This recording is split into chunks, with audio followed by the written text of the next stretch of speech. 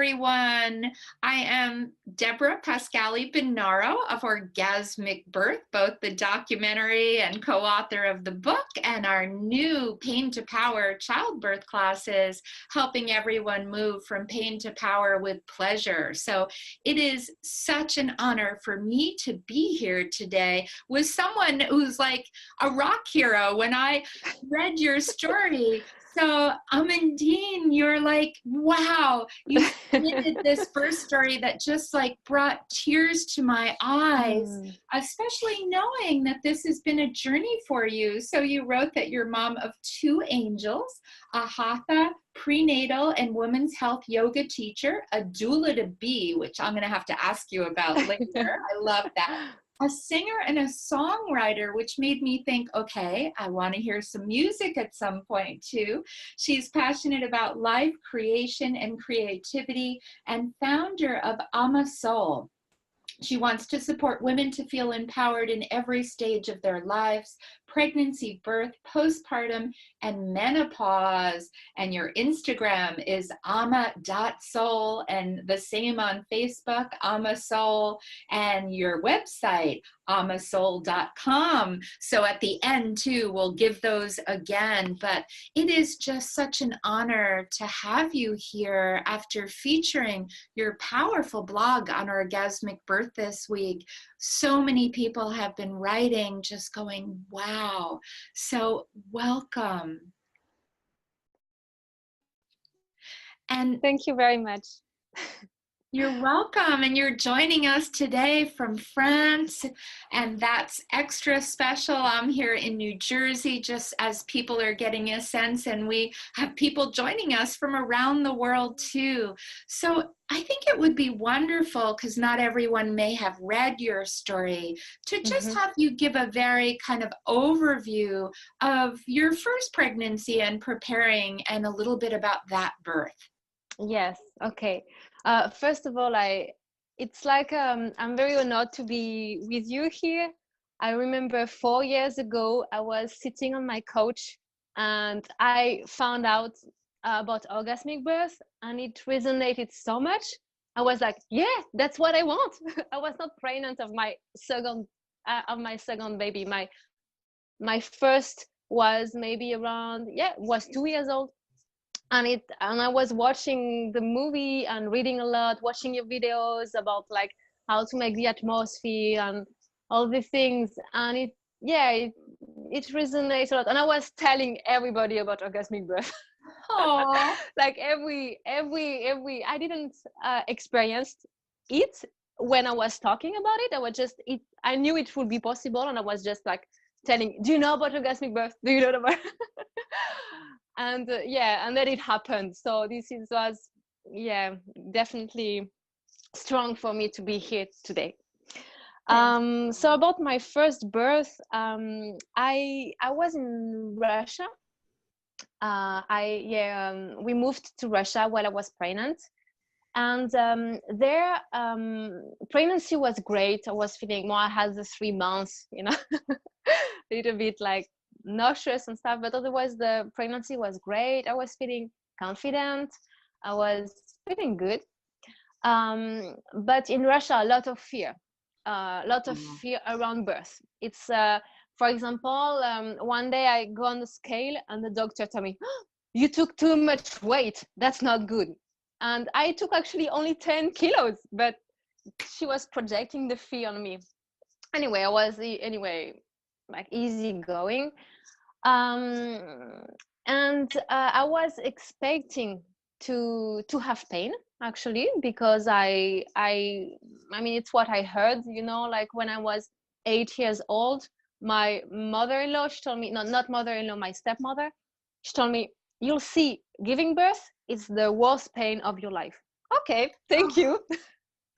I the subconscious mind, took this, and but anyway, I wanted to do it without epidural, without anesthesia. I wanted really to feel all what I needed to feel, because I felt it was right for me. And so I went to the hospital. Actually, before that, I was I really wanted to give birth at home, but in Russia, nobody wanted to follow me. Like it was a big no-no. So like it's either you give birth at the hospital, either you give birth at home, but alone. So I decided to be at the hospital. And I was feeling good. I was dancing a little bit, cooking, dancing. And then my husband and all my family-in-law said, okay, now you need to go. No, I have time. But anyway, I went. We were listening U2 in the car. I remember that. And so I arrived. I was open at 4. And I was good dancing. And 2 hours later, she checked again, and I was still at, maybe I was 5 centimeters. So she told me, okay, it doesn't go fast enough. Now you need to have the oxytocin, and we'll break the water. Wow. I was against, but I called my mom, and my mom told me that she had the same. So in my brain, I said, okay, it's probably like family thing. But after all, I understood that it's like they do this for almost everybody just to make it faster because like their own schedule. So she gave me the oxytocin, she broke the water, and then party started. Wow. 2 hours, very hard, very intense. I barely had the time to rest between contraction. They were flowing. I could compare it to when you try surfing and you are in the water and you cannot find the air, right? You're tumbled the air. around. Yeah, exactly. Yes. So anyway, it was I kept it there, and anyway there was no option of the peridural anymore. Anyway, they don't in Russia, they don't propose it as much as in France, for example. In France, usually, if a woman at the end wants it, they are going to give it. In Russia, no. You decided to do it without, you do it without. And in Russia as well, there is not a high rate of epidural, like peridural. Epidural, Yes, you said? epidural, we say. Yeah, epidural, yeah. So in Russia, it's like less common. Women tend to want to do it without. Anyway, so yeah, that was hard. But I almost, honestly, yeah, I almost thought I would die at the end. The pushing phase was so long, and they put me on my back. First I was on the bowl, and then when I felt the baby was engaged, they put me on my back. They told me, like, go on your back, so very strict. And then 30 minutes of pushing on the head, doing yo-yo. My husband translating because they were speaking Russian, but I knew he was not translating right because they were kind of like, now you need to inhale, block, push harder. No. Like, and my husband just was like, okay, you do a great job. It's good. And finally, after seeing some kind of light, like the head went out, and I was like, okay, like just a little bit on the shoulder, and then the baby and they took the baby and they put my daughter on my chest, and it was release and love, and everything was good. Like I felt like a hero. Anyway, yeah, I felt like a hero. You were. Yeah, I was. I am. Yes. So, and there was just this little moment after, just after I gave birth, the midwife was trying to get the placenta. She didn't wait. She just put her hand on took the placenta, and at that moment I would really have kicked her. Yeah, that's like, painful.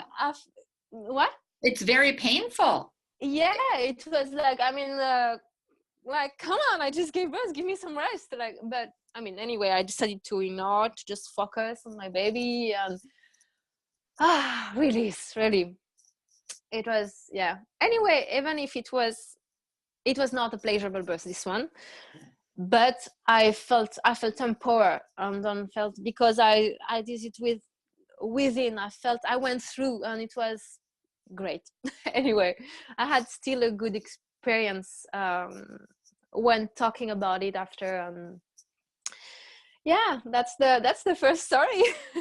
Yeah. And you know, so many amazing elements, because you first talked about what we see so much around the world. And my dear friend, Ibu Robin Lim, a great midwife who I teach with in Bali every year, I'm getting ready to go there with her for Eat, Pray, Doula retreat. She always says that too often we give prenatal scare and not prenatal care. And that story of kind of you getting some scare, right? Rather than really love and nurturing. And then, you know, using synthetic oxytocin at a time that it sounds like you didn't need it. Why everything has a benefit, it also can have a harm. And when you have synthetic oxytocin like you did, which then slows down your own brain's production of it, when you produce it in your brain, you get kind of pain relief, or it moves you more to comfort and pleasure. So to know that they took that away and used the artificial and broke your water and got so intense, you were incredible to be able to manage that, as you say, kind of a good analogy, tumbling in the waves, really trying to find air. But you are a heroine, because that's a hard labor. And sadly, it sounds like it probably didn't need to be that. So really good that you kind of stayed in your power and really came out of that birth knowing how powerful and amazing you are. Even with some challenges, you were incredible. Thank you. I think we all have this strength, this power. Yeah. Yeah. Thank you. Yeah. But beautiful. It's after all that, after giving birth, that I started to read more about birthing, and then I realized, okay, giving me the oxytocin was not the good idea. Putting me on my back was not a good idea. But it's after that after this experience that I actually got passionate about birth and finding more. And so tell us about that. What did you find? I found orgasmic birth. I don't remember how it arrives. I don't remember exactly how I found it. It's luck, like destiny. But straight when I saw that word, it was like, yes, of course. Like and then I wanted to go deeper in it. So I first watched your videos, and I understood few things. And actually, I think I kind of get prepared for birth, even for orgasmic birth, before to conceive. Wow. Yes, it was. I think it was because it's a long process of unlearning what I've been learning. All these things that I saw, that I heard about, that birth is painful, like all the things which were in my subconscious mind, all the movies that we have seen, all the auntie, the mothers, grandmothers saying that it hurts. So all of this, I had to clean it from my subconscious mind. It's the thing. And so I already wanted to have an orgasmic birth before to conceive. Yeah. Wow. Yeah. And beautiful. And so I got pregnant. And during my pregnancy, I decided to have a training in prenatal yoga. Prenatal yoga. And at the end of the training, they asked us to write an essay about the subject related to yoga or to birth, and straight the idea was about pleasurable birth. Like I wanted to write about this, and so I wrote something called pleasurable birth tools to write the waves of childbirth. And so I made really a research. I wanted to understand how it's possible, really, like in hormonal level, physical level, how it's possible to get orgasmic birth, and mental as well level, like all levels. And so I tried to find a few things here and there and put them, and because I was pregnant, I just applied them to me. And so I was really, I had some discipline. Like every day I was doing some exercises. I was repeating affirmation. I'll give birth in the orgasm. I have an orgasmic birth. I'm giving birth in pleasure. These kind of things to really reprogram my brain. This was the thing, reprogram my brain. I also found out about it was an ebook which helped me as well. It was called Prepare to Push by fitness doula called Kim Vopni, if I remember well. I don't know this one. You don't know? It's a great one. I have to grab a pen and write this down. Say it again. What's it called? Prepare to Push. Okay. So fitness doula, Kim, Kim, and Vopni, Vopni. And in this ebook, she actually it's a lot of exercises to prepare the perineum in terms of being able to release. So have a tonus, but also releasing, like being able, like consciously, okay, now I want to release, now I want to relax. It's not that easy. Like relaxation, it's something that we need to learn, right? Yes. A lot of exercise. Now I call it the yoni breathing. So inhale, you just like relax the yoni, the perineum, and in exhale, you contract. And you can do this with yoga and yeah, so this helped me also to make some kind of exercise. I made some kind of routine out of this one, and also of the great book Hypnobirthing from Mary Mongan. Yes. I also use that one for the preparation to birth. A lot of affirmation as well, and there was also it's called vaginal reflexology. I found out that while I was, because actually to be in my head, to be able to have an orgasmic birth, I need to experience orgasm already before the birth. I mean, it sounds logical, but actually, so during the pregnancy, I really wanted to experience orgasm and sexuality and I found out that sometimes when we were making love, there was some painful area, in my vagina. So my first and I think of usually when there is pain, we don't want to go there, right. We're like, there's pain. So but here I decided to do like reflexology, like the foot reflexology, when you have a tension, and instead to not do it anything, you just like press and release the tension. So I don't know if you already have foot massage. Yes, I love foot massage. Yeah. And like you say, it almost hurts so good. It's like being able to relax into it that you find the pleasure. Yeah, exactly.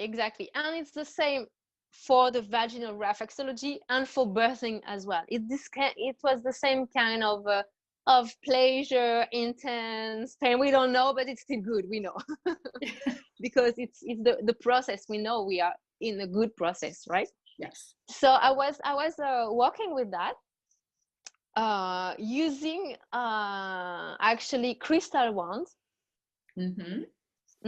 Because I don't know if everybody know about it, but I was with my husband on, okay, now we stop because there was a tension. We need to, while we were making love, we need to walk it through, you know. Release it. Release it. But the thing is, so I wanted him to be on the thing and to almost don't move, because I needed to. And if you don't move, well, it's not, my husband was going down a little bit. So anyway, I found this beautiful crystal wand, it from quartz rose, pink quartz, you know, it's like this, it's a wand, and you can use it. And oh, I have a tension here, I'm going to walk it through. Okay, oh no, it's better. And like that. We go deep in the subject, right? Right. No, I like it. This is all part of it. Birth is part of our sexuality, right? And the more we prepare our sexuality and heal it and release the tension spots, I love it. And I love that you call it flexology too, because there's been a lot of work around that. So I did this work, and I also did I also did massage of the perineum to help to not have a episiotomy, so it's just with oil I was massaging. And I found in this book, in Prepare to Push book, the it's EPI no. So it's like NO, and it's basically some kind of small ball in silicone, I guess, and you put it in the vagina, and then you can blow it. You blow it little by little, and then it can be like it can grow as 10 centimeters diameter. And so for me, so you do it very, very gently, like not 10 centimeters straight, of course. Very, very, very little by little. And this really helped me to not apprehend this part of when the baby really like open the vagina and go out. And so I was really like training to birth like that, and I felt it very useful. As well, one of the really breathing that I liked, it's the birthing breath. And instead to push, like I was just breathing down. And it's something I was doing in my daily routine.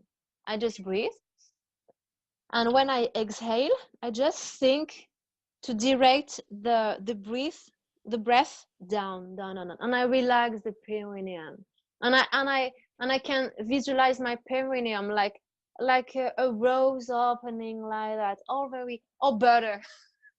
Like imagining melted butter works well as well, but way to release really.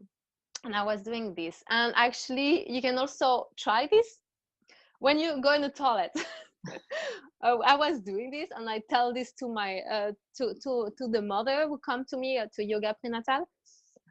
When you go to toilet, instead to push for the big thing, you just inhale and breathe down, and it was like magic. And I have the mothers telling, every time I go to the toilet, I'm turning for birth, and I'm like, yes, same feeling. So that it's all of this work.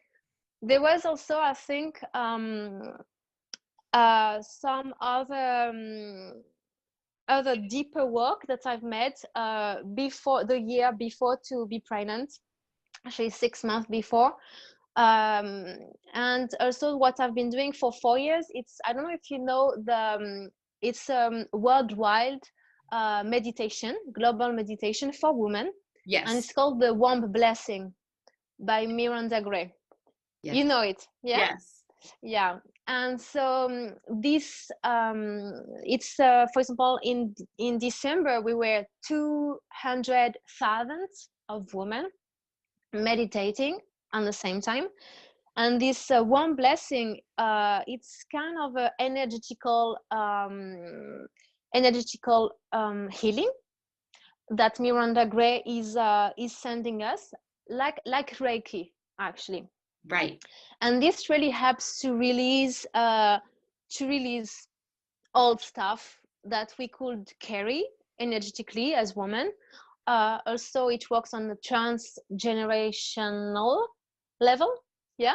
Mm-hmm. So because as women we carry All things. behind Yeah.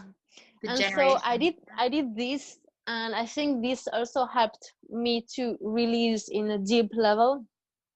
The next one blessing, by the way, it's a free event, huh? And it will be 19th of February.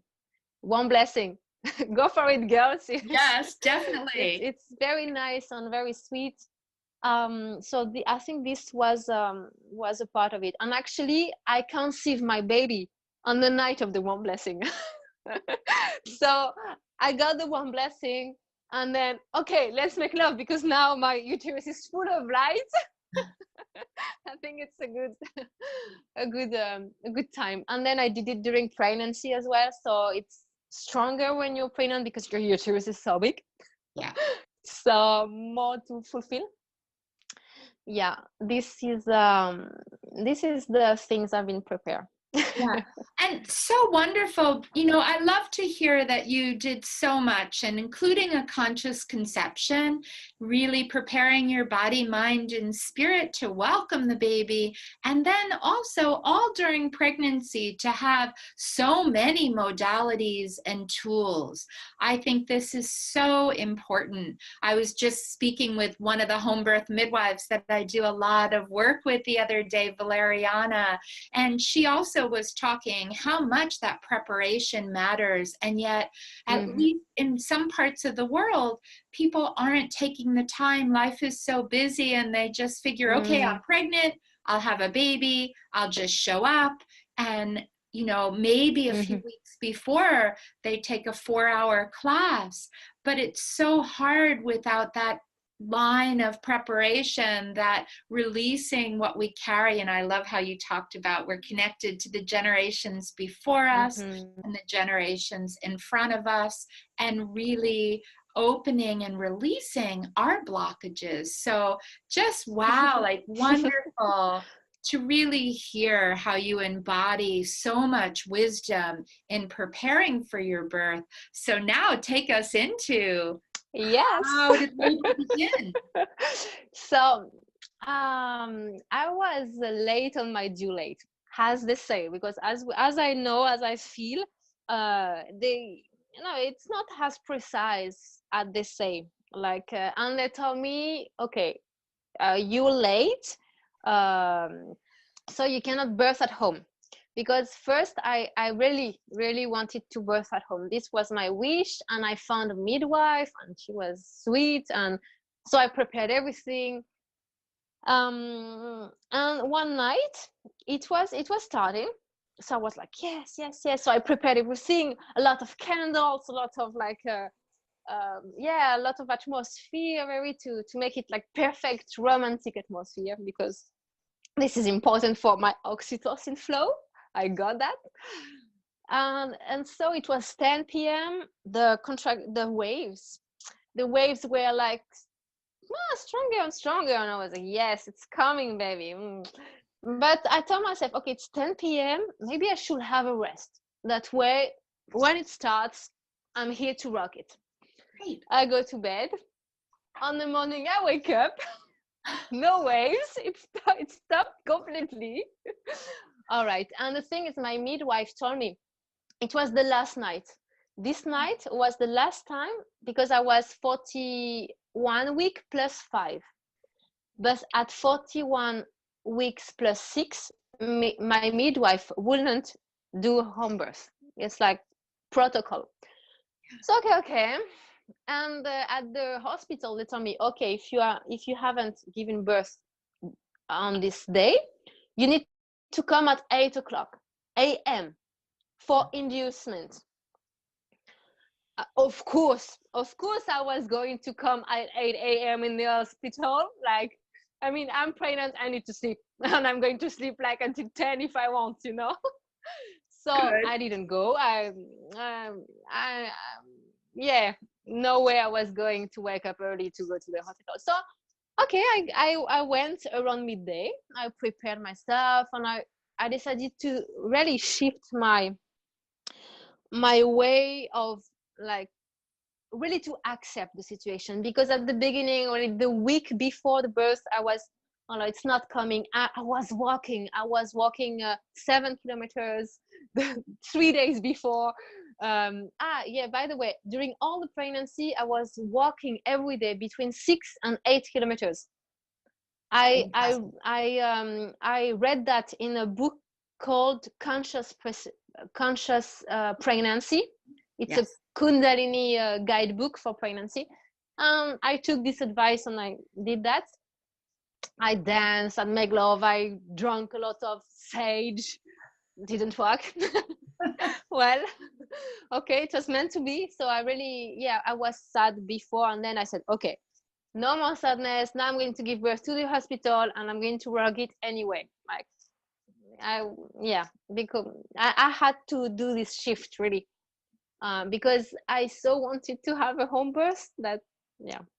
So I go to the hospital, and they gave me a room that I saw before, like maybe 2 weeks before, because I went to the hospital for some checking, and I saw this room and I got it. So I was very okay. It was a big window with the forest that I could see. So I was very happy to get the room. And I got as well, I crossed the finger to have the midwife I saw once, which was very sweet. And I got her. So I was like, oh, yes, yes, yes. Everything was going on my flow. And so she told me, okay, it's not really open. Like, I can, if you want, I can induce you with oxytocin. So this was, no, not the option right now. I don't want this. You can go back home and come back tomorrow. I said, I'm already here. And so the third option was to do a sweep. So she put the finger through the cervix, and she like unstuck, we can say, yeah. How do we say that, the placenta? Well, not the placenta, because that would be a problem, but the bag of water. So they go the bag of water. Right. They go between the cervix and they just kind of rumble or loosen the bag of water. Thank you. Yes. Yeah, so she did that. And the thing is, okay, so I really wanted to relax as much as possible, because I know that more I'm relaxed, more I can like do the thing. And there is also in this book, in this hypnobirthing book, there is this syndrome called fear, tension, pain. So if you are not afraid and if you are relaxed, you don't have pain. So I really wanted to, okay, I relaxed. So she did the thing, and it's supposed to be painful, like birth, like they say. But I was like, okay, there's some feeling, but and she was like, okay, don't worry, it's almost done.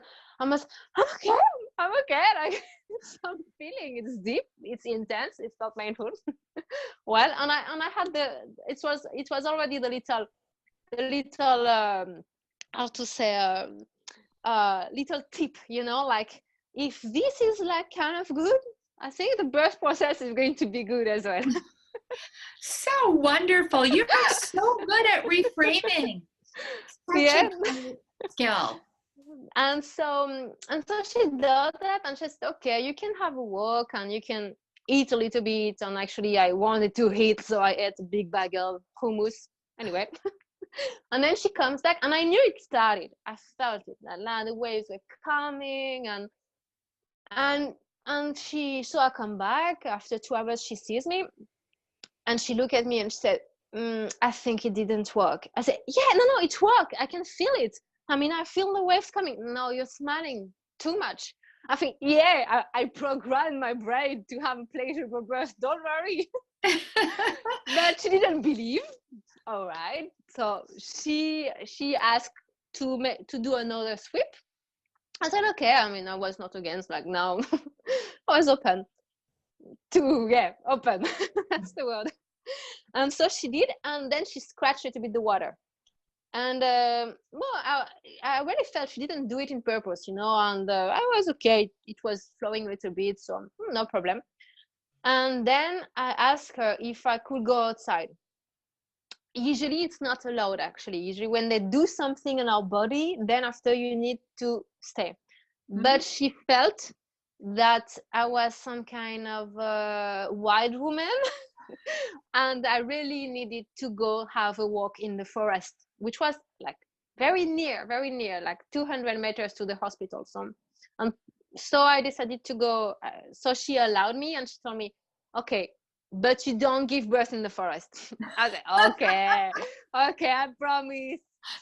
So I go, and then it really started like, it was, and I did this kind of what I call the, something I learned from my prenatal yoga training. I call it the birth dance. The birth walk, Birth not the walk. dance. Yeah. And it's some kind of funny walk that when I was pregnant, when I was doing it, I didn't understand why we were doing this. But when I was doing it, it started to feel good. It was very like, I was moving the pelvis and then making a step and again like that. And more was doing this and more it was like good. It felt good. So I started to dance like that and people were around. We had to, before to arrive in the wood, there was some like the barking, and so people were watching. I don't care, like I'm going to dance if I want. But then I felt I needed to move my hips more, like really to put back my ass a little bit, like that way, like back, and like really to move like a little bit more. And then there was a feat of rugby men play, and I was like, okay, I'm going to try to just walk like normally, not to be like shaking my ass in front of them. These 10 seconds of walking were not good. I really needed that in order to have pleasure. I needed, because I already had pleasure starting. In order to feel this pleasure, I needed to move. If I was not moving the way I wanted, it was already, it's like you're on surfboard. In surfboard, if you do the step that it's not, that you feel is not good, you're going to fall, Yes. So I needed to, in order to stay on the board, to feel the wave, I needed to move. So we arrived in the wood. I started to take the trees. I was very grateful that I could like connect with nature. I was kind of like taking the energy of the earth, of the trees, of the sun, to give me some strength, and I was like swinging with the trees. I was finding some kind of posture. In one moment I was on all four. I was like, oh, I'm so good here. I could give birth right here, right now. I could stay already on that spot. But then I remember she told me not to be in the. So we decided to come back at that time because it started to be more intense. It was. So we come back, and I asked my husband to put some Jack Johnson music, and it's okay. It's like beginning of the party, like kind of it's flowing, I put my perio, my sarong, kind of the one I love, and I didn't want to put the hospital clothes. This was very important for me to feel like beautiful, and but actually the perio was not was falling all the time, so I just like put in, and I was just with my favorite top and panties, like party a little bit. On Jack Johnson dancing, la la la. And then it started to be, it's funny because there was this first part, 1 hour with Jack Johnson, where the sun was still in the sky. And then I asked Vladimir, my husband, to put Ben Harper. He has this great song, Sexual Healing. Yes. Sexual Healing. Very like kind of yummy song. And then I watched the sunset. I pushed the bed, and I was putting my hands where the window is to stretch my back, like that. And I was moving, and I put some candles. Actually, I didn't know that, but it's forbidden to bring candles in the hospital. So yes. Good thing there is this LED candles, yes, that this is it's good, but I took the real one because I didn't know. Yes. Well, And so it started to be intense, and I was using as well this kind of very long sheets, and I had to open. I feel I had to open, to dive in, to move really more like a wide woman. I was very inward during the waves. When the wave was gone, I was like almost like I'm here right now, like very lucid. And this lucidity, this clearness in clarity, this clarity in my head was very surprising me, because I remember on my first birth, the wave was coming, and I was like in this storm all the time. I was in the storm, some water, and I was throwing. And here, the wave, I take it, yeah. Okay, I make a joke, I'm here, and then it comes back, and I need to go back in again, and this flowing. Yeah, it's so good to go back in this right now. I know, you can see the oxytocin right now in your face. You're glowing, right? This is so powerful. Yeah. We can relive the pleasure again and again. So keep going. Yeah, of course. So yeah, now it was the dark. The sun was already out, so there was only the candles and the Ben Harper music. And I asked Vladimir to say, okay, now change, put music. I told him, stop Ben Harper, I want meditation music now. And yeah, I was very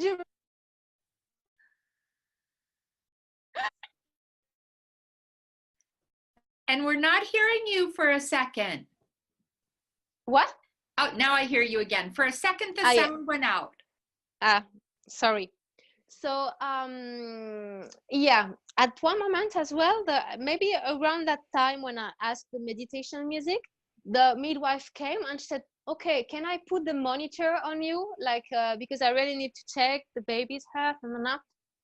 Don't worry, she told me, it's a mobile, like you don't have to be on the bed, you can like walk with it. I said, okay. I was not very excited about this. Well, I told her, okay, I'm going to be nice, at least you can do that. But I told her, if this thing like moves or goes away because I need to move, I'm not going to take it back. You know, I'm not going to do all my possible to put the monitor back. I have something else to deal, you know, right now, the birth of my baby. So she put it. Yeah. 5 minutes after that, I felt complete change of atmosphere, the birthing, the pushing phase. So literally I was dancing all the time, and at that time, I was projecting on my bed, on the all fours, like, okay, now it's the pushing phase. So of course the monitor just went, you know. And then I put my head, and I put my hands on my vulva, and I feel the head. And the midwife was, I didn't mention, but the midwife was almost not with us. She was just like looking at us sometimes, closing, you know, and very, very discreet. I almost don't remember her being with me at all. And so she told me, okay, can I check if you are open at 10? I said, yeah, okay, but I'm not moving. I'm on my all four. You can check behind. I'm not going to be on my back or whatever, you know, like, and it was very practical for her. So, so she checked. She said, yeah, you are 10. You can push if you want to push, you know.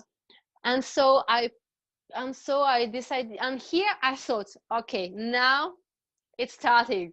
Now the real thing started, because I remember on my first birth, the pushing phase was the most painful, and it lasts ages, 30 minutes, but it was for me ages.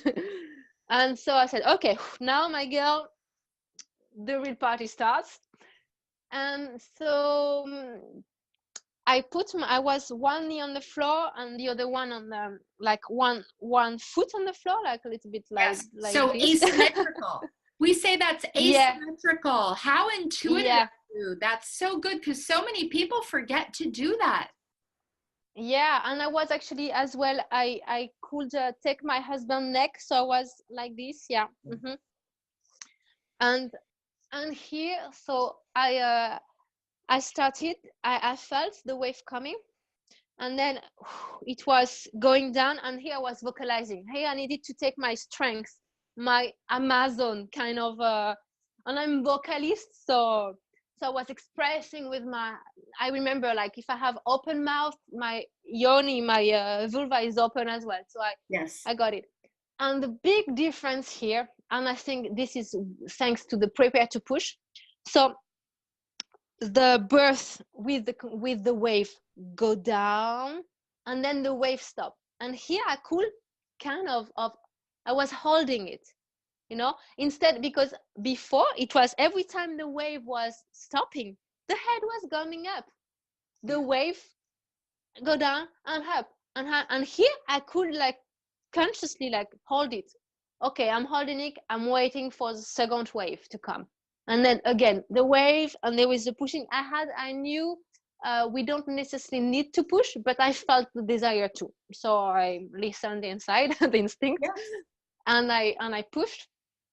And the thing what happened is the midwife,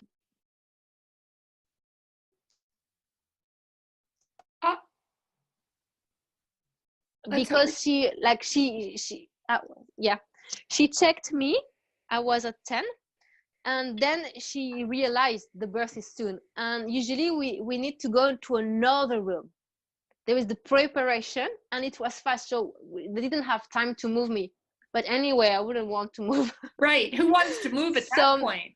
Yeah, and so she opened the door, and there was light on the corridor, and then I saw like they were bringing stuff, to welcome the baby. They were bringing like different like some kind of like stroller or whatever, and this light, it was like I felt the head went up again. It's like it disturbed me. It really disturbed me, like it.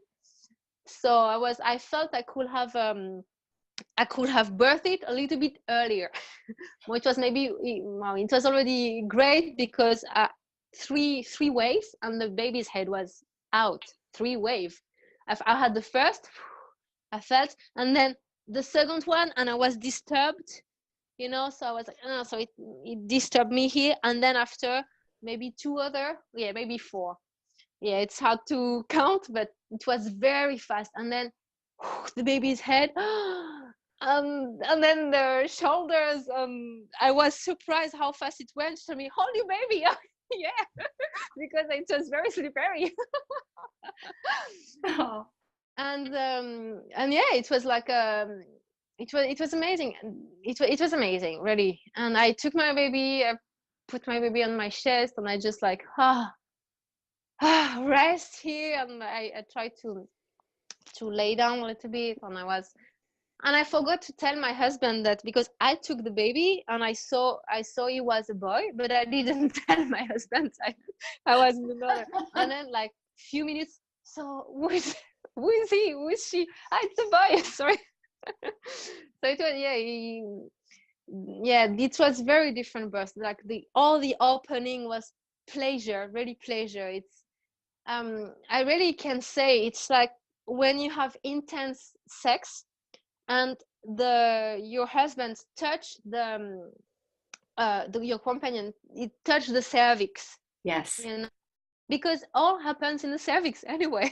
Yes. When it happens, when you're birthing. And it was this intensity, like the same kind of feeling, and moving to go through it and to accept the intensity. And the pushing phase was already not the same feeling. It was not orgasmic feeling like that.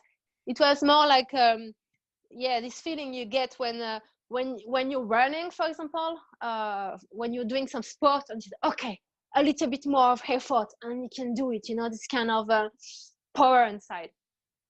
And it was amazing. Like 3 days after giving birth, I was like, I want more. Give birth again. Yeah. Wow. So beautiful and so powerful. Like you really owned your power in each of this. And to hear how much your preparation reframed for you to be able to decide to do it your way, right? That's what orgasmic birth is saying, Mm-hmm. I love even like, check me in this position. I'm not laying on my back and, I'm going for a walk and I'm listening to my body. You listened in every way. And that's what labor invites us to do, right? Imagine if we were making love and we just laid still and someone else told us how to do it. I mean, it wouldn't work. We wouldn't find our pleasure. So we're used to knowing that we have to listen to our bodies in life and sexuality, but somehow we're trained to turn our bodies and our baby and our birth over to listen to someone else. Mm-hmm.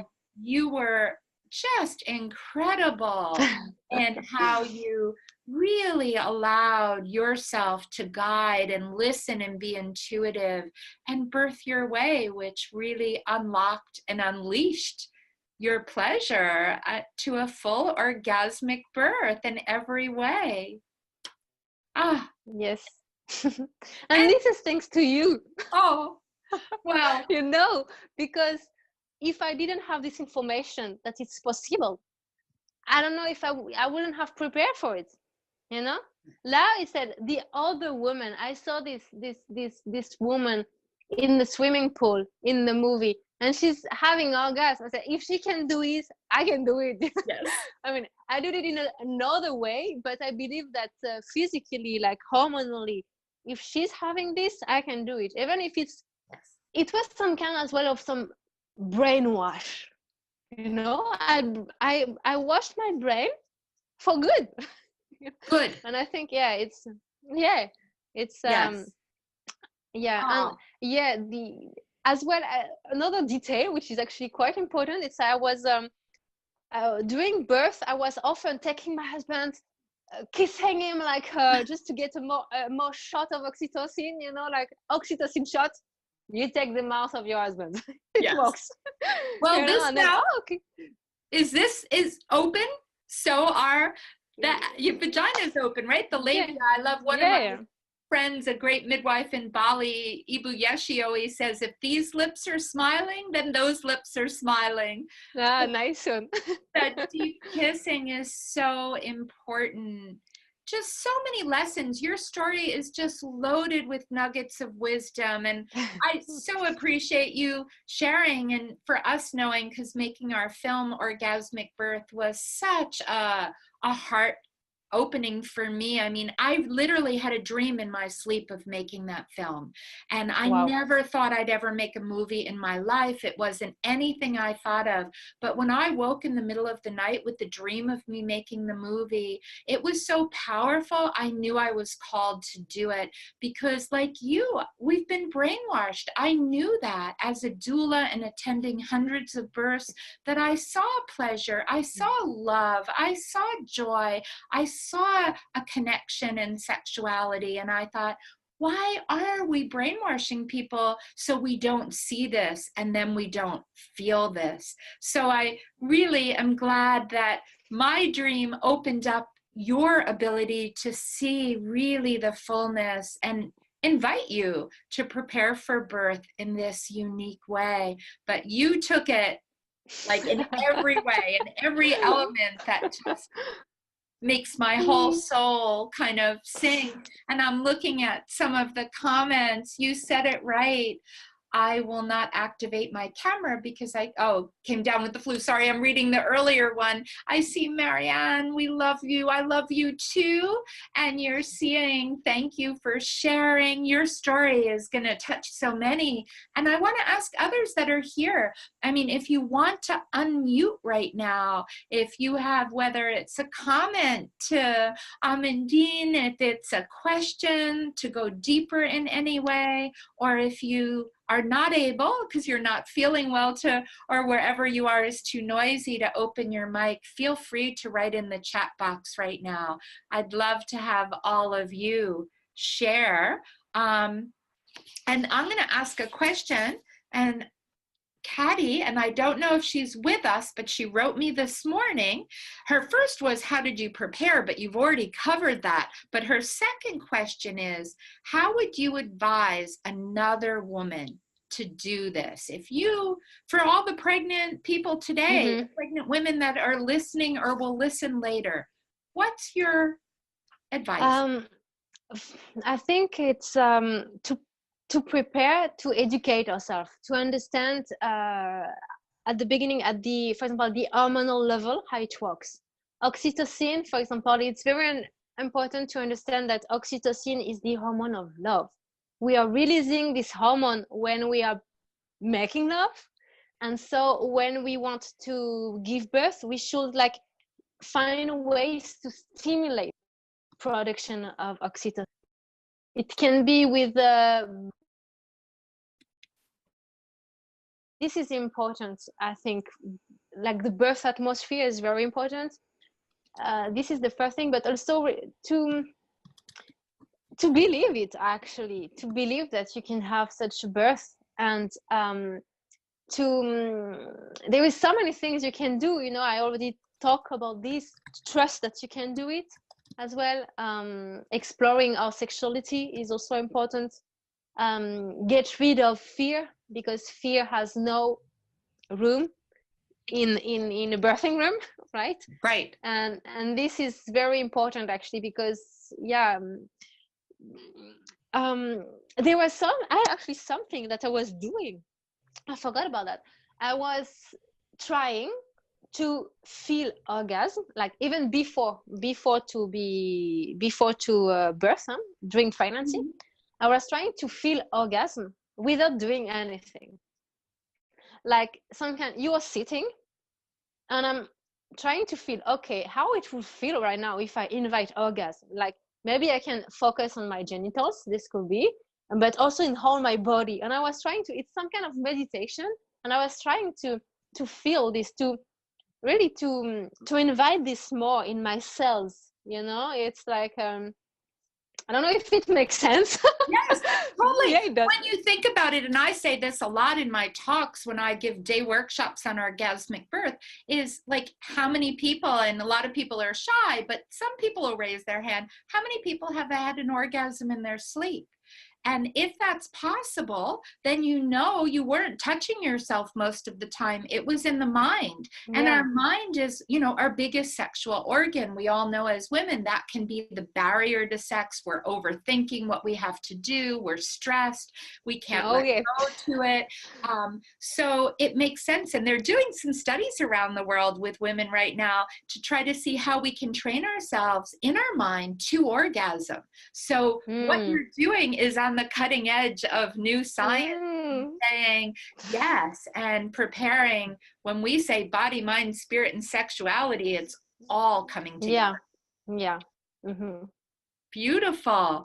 Well, you've given so many tips, and we're seeing them say the picture with the moon was amazing. And for those that are listening that haven't been to Amandine's blog on orgasmicbirth.com, you've got to go and both read her words again, which are so beautifully said, but also see the incredible pictures that you shared of your experience and your preparation and your birth and your beautiful baby.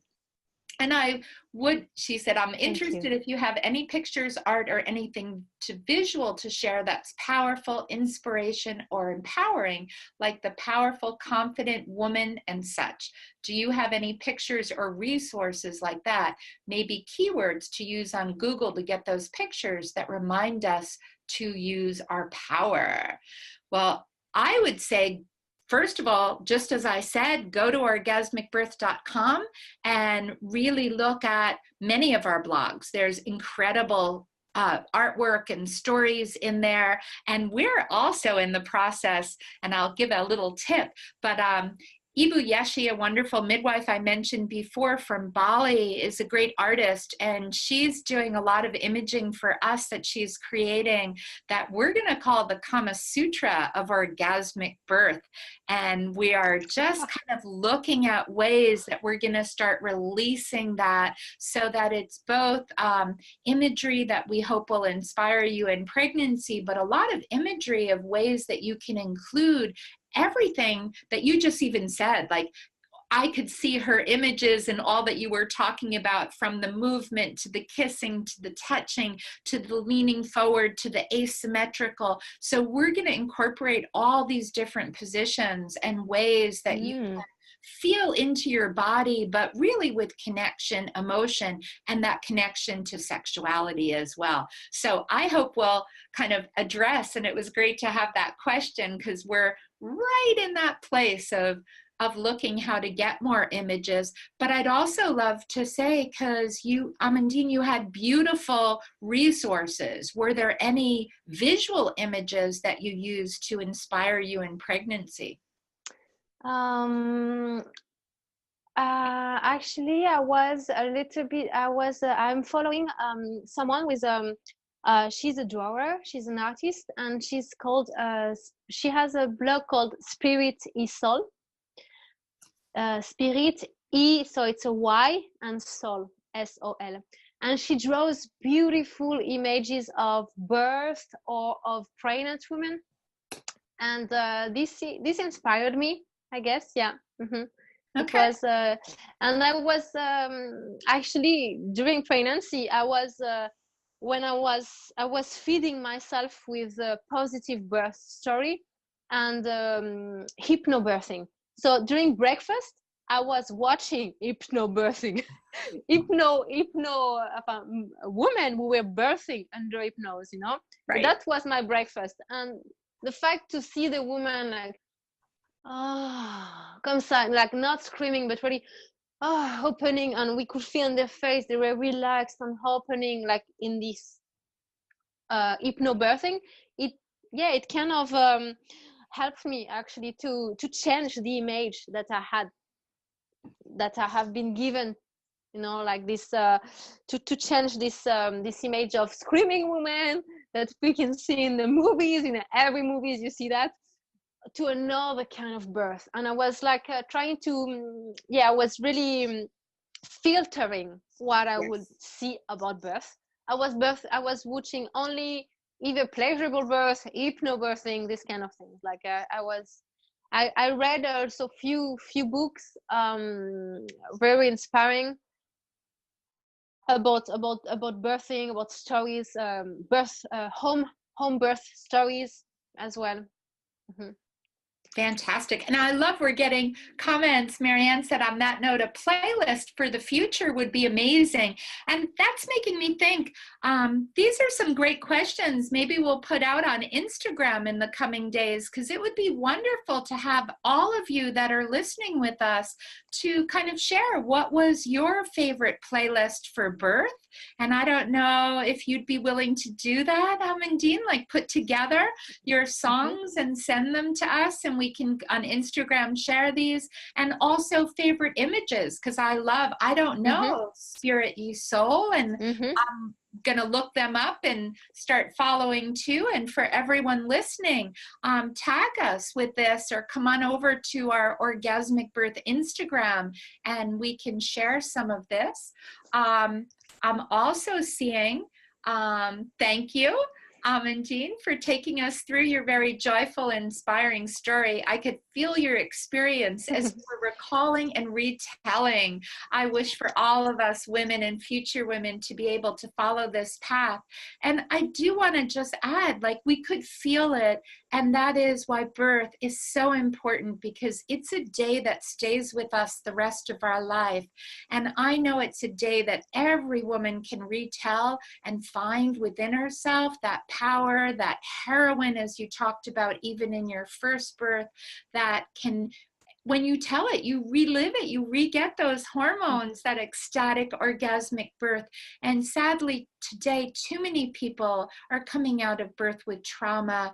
They're retelling a story that takes them down. So we do have to change this, not only for the moment of birth, but because it's a lifetime experience for us all. And you share, if you have anything to share on this subject, how are the possibilities of having a natural home birth with a midwife different for someone in their 20s or late 30s? I know it's a case-by-case scenario and that we have been brainwashed and disconnected from our body's wisdom and intuition. However, I'm turning 40 this year and just deciding to try to conceive a baby. Allopathic medicine really fear mongers, yes they do, prenatal scare instead of care, mature mothers to be. The labels used on women 35 and older really reflect this. High-risk pregnancies, senile moms, I've not heard that one, that sounds terrible. And thus far I've not heard you or your guest speakers from Pain to Power course or other pleasurable birth advocates speak to this. And it goes on, someone else, I'm also turning 40 this year. Right now I'm on a waitlist journey, and in 2 months we will stop using protection for starting our family. I unfortunately had a miscarriage at 10 weeks last February. We're so sorry for your loss, but you go on. I'm ready now at age 40. And thank you for these questions, because it's really important. And not only is the language around women's bodies terrible as we are mature at 35 or 40, but the language, all of birth language, I wish we could throw out and restart, because the language around women's bodies in general, in reproductive health and in maternity care is all fear-driven. It's all illness-based rather than wellness-based. But what I would say in my experience, and I do have to share that I'm not a midwife, and of course it is personal, and each person should find the midwife or the doctor that you feel comfortable with, and their advice is most important. But I don't find age as the relative factor. I find it's health. And there are many people that are not healthy and are in their 20s, and so they're not candidates for home birth. And there are many women in their late 30s and early 40s that are incredibly healthy and do a great job of exercise and wellness, and that's not relative. And there are many home birth midwives that will look more at that, at your personal wellness factor than age. And so it's important to find those midwives. Sadly, I know that those midwives are not always everywhere in every community, in every place around the world. And that's a broader issue. We need more midwives, and we need more midwives that really work within that midwifery model of care, that understands that looking at each individual is more important than looking at data and statistics, because no one of us is a statistic. Each one of us is unique in the kind of care that we need, that's truly care-based and love-based and respect-based. So that would be my quick kind of overview. I don't know how that feels to those of you that put the question out. And certainly, would you like to add anything to that, Amandine? I totally agree with you. And the most important is, to find a midwife who can give love and care. And I think it's totally possible to, if the woman is healthy and all the conditions. We are not numbers, we're not statistics, as you said. So it's all like, yeah. And you're asking, how to find that. And I would say one of the best places is to ask doulas. doulas have a very unique vantage point. When you think about a doctor or midwife, they're often so busy they only see their practice. And if they practice with colleagues, they only have a sense of their colleagues' practice. And so in many ways, they work in a vacuum and they really don't know what else is out there. So as things change and there are other options, they usually don't know them. And sadly, and I know they mean well, so to all the doctors and midwives and nurses out there, I have great respect, and we need your care when we truly have risk factors, but they're trained in a risk model many times. So they see risk, right? They don't see the wellness thing. And doulas, though, get to see births like me. I'm at home births, I'm at birth center births, I'm at hospital births in different hospitals with different midwives and different doctors. And I work with some doctors who MD stands for midwife in disguise. You know, even in regions where there aren't enough midwives, there are some doctors doing amazing gentle birth and care. So doulas see this landscape, and doulas often have private forums. Here in New York, we have a private forum, and all us doulas talk about what each practice has been like. So even the new doulas can jump in and begin to say, my client's going to X. Do you think she's going to get this kind of birth that she wants? And the doulas can really get an insight and guide you. So I think hopefully you have doulas wherever you are in the world. And if you don't know them, then that's where you need to start searching out, where are they, so that you can really get some honest input from them for the kind of birth you desire. Yeah. So I know we're kind of running a little bit over, but it's been such a pleasure. We're all in a little bit of an oxytocin high now here with you. I can feel it here, just kind of glowing, and just so grateful that you took the time not only to share on our blog, but to come here live today and really tell your journey with birth, your beautiful power, your heroic journey, and even a first birth that had some challenges, but you were able to overcome and give birth in such a beautiful way, and then to learn from that and learn from so many to take in and transform your second birth into a truly powerful orgasmic birth. And just again, can you give your Instagram and your website, and how can people follow you? You can follow me on Instagram with Amasoul, A-A-A-A.soul. And actually, I choose this because Amma means mother in Sanskrit, so in Hindi, actually in India.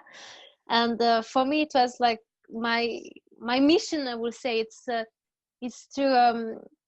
to help women to really feel this power and this wisdom from the inside, because we all have, as mother or as future mother, we all have this power of Amma, of being powerful, wise, and to know what is good for us, and to have this love, you know, for ourselves, for our body, and to respect this, and to be able actually to withdraw from it, to do what is good for us and for our baby, of course. And so Amasoul, ama.soul in Instagram. I also have a website which is in English, in French, and in Russian.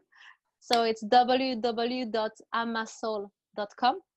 And I have Facebook as well, Amasoul.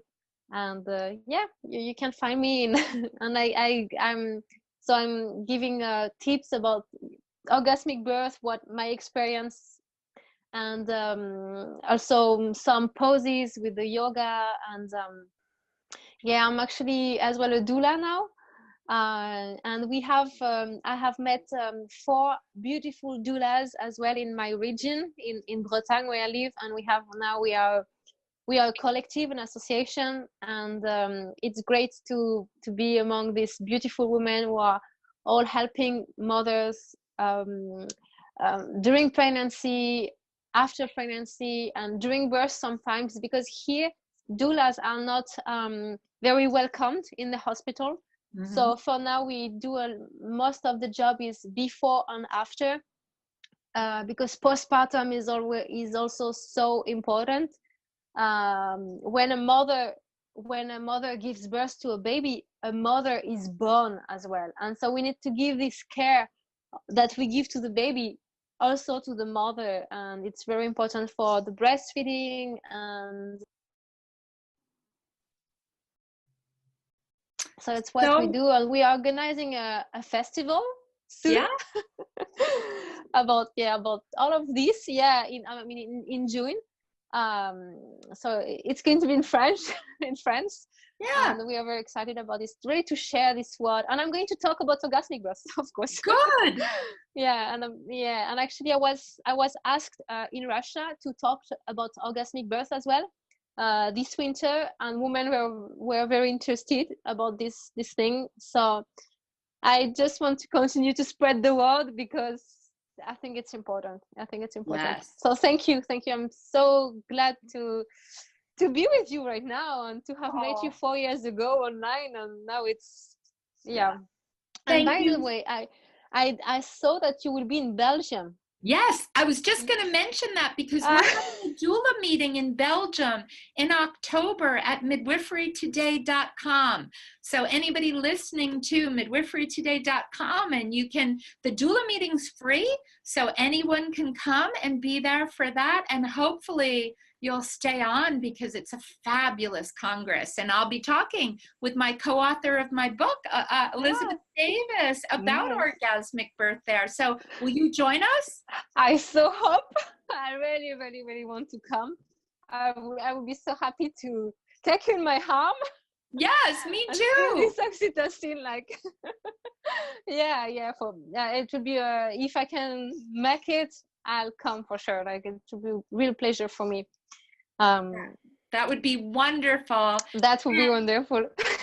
Thank you. And for everyone else Thank you. too, we have a free sexy course. So if you go on to paintopowerchildbirth.com, you can just enter your email and you will get access to a really extensive, with a lot of great videos and more information about how to prepare to bring more pleasure to, I always say, birth and life, because we birth the way we live. So it starts with that pleasurable life. So I hope you'll all enjoy our free class and share it with all your friends. If you're speaking about orgasmic birth, tell people, come and take a freebie, you know. Yes. We'd love to give them that. And if you sign up for our full classes, our Pleasure Essentials, you get a copy of our book as well as our film in the class, and a lot more tips on how to have an orgasmic birth. So again, thank you so much. And thank you to everyone that's here. It's just really been a pleasure to spend this time together, and to know that all of us are birthing this forward. We must change the world. I think our world needs more love, more connection, more oxytocin. And as you said, it's a day that changes our lives and really sets the stage for parenting and all that comes. So I feel blessed to be on this path with you, and can't wait to hug you in Belgium. Yeah, me too. Actually, I was looking at your website, and I saw this Il Predula, and it looks so amazing. Really, I cannot make it this time, but I hope one day I'll be able to come to Bali. I've never been to Bali, and I've never been. And all what you're offering, your teachings, of course, they are really talking to me. And I love this book, by the way, Eat, Pray, Love. You know, it's like the reference is perfect. You know, it's it just resonates so good. So maybe next year, because this year is full now. We're sold out but next year we're going to open up registration in mid-March. And the best time to sign up is early, because we give our lowest prices in the early phase, and it gives you time to do a payment plan. So many people do payments over an entire year, so it makes it manageable. And also know that more than 50% of the people that come to us do fundraisers, GoFundMe, and that they ask their family and friends for holiday gifts, birthday gifts, just put out to their community. And so many people have not only fully raised everything to go, but they've raised even more money to donate to the great work of Ibu Robin Lim, who we're going and learning from and supporting, and her birth center that when you come, you'll get to see. She has an amazing model of care, better outcomes than any hospital in the United States, when you have a group of skilled midwives really using their heart and hands and then working with doulas. So I hope you're going to join us. And if I can encourage you, sign up for eatpraydoula.com on the mailing list so you're the first to know when the low price is offered, because we only offer so many of them and then the price goes up. So jump in and grab them. Yeah, I'm already signed up to the newsletter. Okay, good. Or maybe 1 year. Okay, good. Then you'll get the notice. Thank you so much. Thank you. Thank you so much to you and to all the people who were present today. And I just wish you the best, to everyone who are listening now after, and a lot of joy, love in the heart, and confidence, serenity, power as well. Yeah. Oh, thank you. Namaste. Namaste.